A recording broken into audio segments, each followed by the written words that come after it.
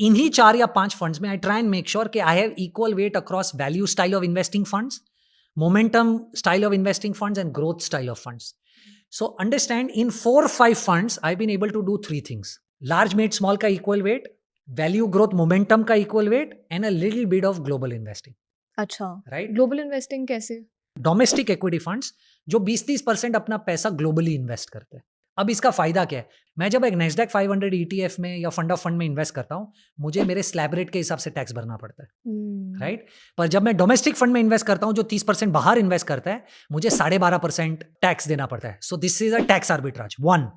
Second, that a lot of people don't know about. आप पिछले 20 सालों का डेटा ले लो S&P 500 का. रफली 60% of the returns of S&P 500 is only Nasdaq stocks. नहीं, मुझे पता ही नहीं था. राइट? इसका मतलब कि अगर मैं सिर्फ नैस्डैक स्टॉक्स में इन्वेस्ट करूं ग्लोबली, तो आपको उसका एक्सपोजर तो मेरा आउटपुट कितना सिग्निफिकेंटली बेटर हो जाएगा versus investing in the entire index, right? And in the domestic equity what does the fund manager do? उन नैस्डैक स्टॉक्स में भी बेस्ट स्टॉक्स को पिक कर लेता है. So I have a brilliant output. I'll give you one more data point.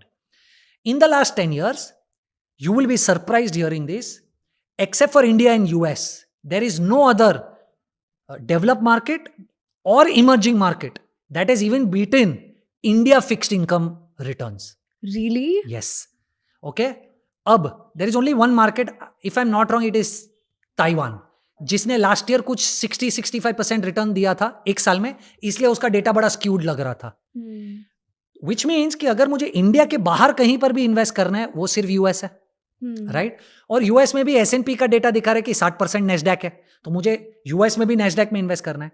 और अगर Nasdaq में से भी कोई डोमेस्टिक फंड मुझे 5 या 6 अच्छे स्टॉक्स में नैस्डैक के एक्सपोजर दे देता है और इंडिया टैक्सेशन देता है, तो मैं क्यों कुछ और करूं? राइट. So that's what